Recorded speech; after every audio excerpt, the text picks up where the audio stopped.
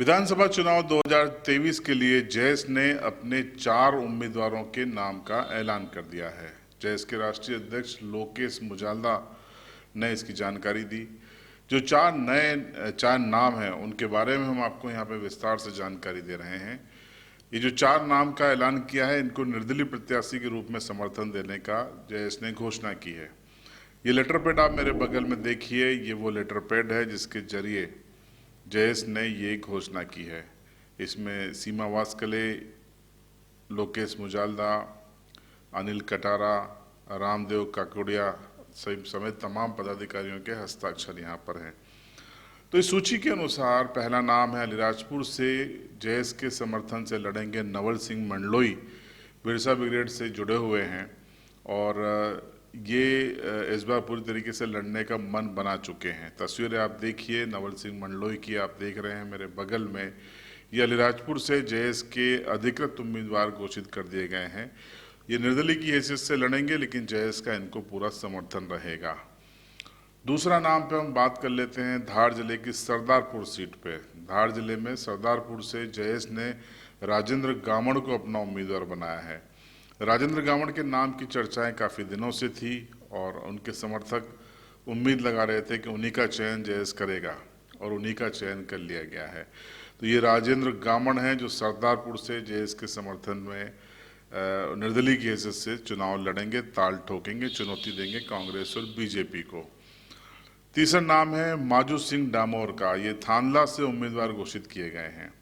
तस्वीरें देखिए आप, ये थानला में कल एक जयेश महापंचायत में बकायदा इनको लॉन्च किया गया और विक्ट्री साइन के साथ आपको ये दिखाई दे रहे हैं हमारे कैमरे में। अपने समर्थकों के साथ ये मौजूद थे जब इनको लॉन्च किया गया और इनके नाम भी थानला से जयेश समर्थित उम्मीदवार के रूप में सामने आया है।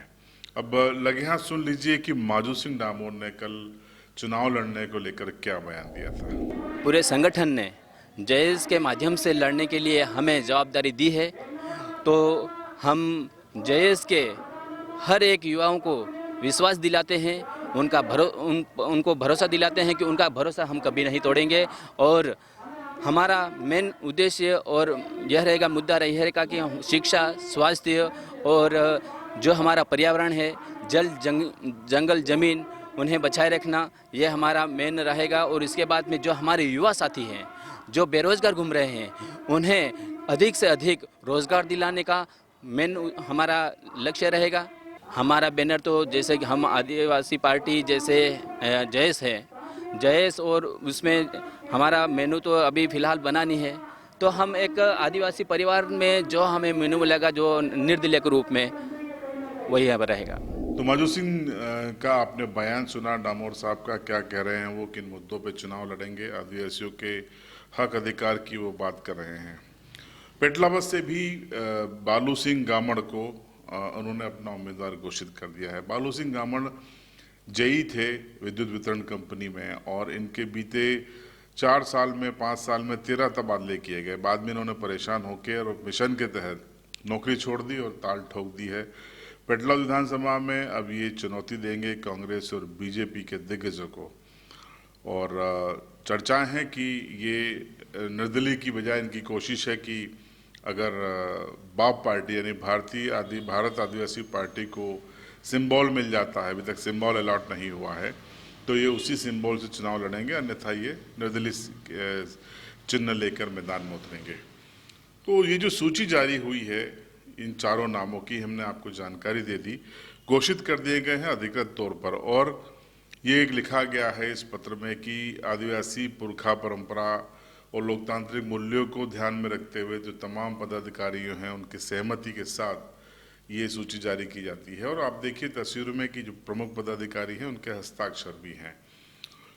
अब सिर्फ यहीं तक जयेश सीमित नहीं है। लोकेश मुजाल्दा का एक बयान सामने आया है जिसमें वो कह रहे हैं कि वो माला निर्माण की सभी आदिवासी सीटों पर चुनाव लड़ेंगे और साथ ही साथ वो महाकौशल यानी दक्षिणी मध्य प्रदेश के इलाकों में भी चुनाव लड़ने का दावा कर रहे हैं।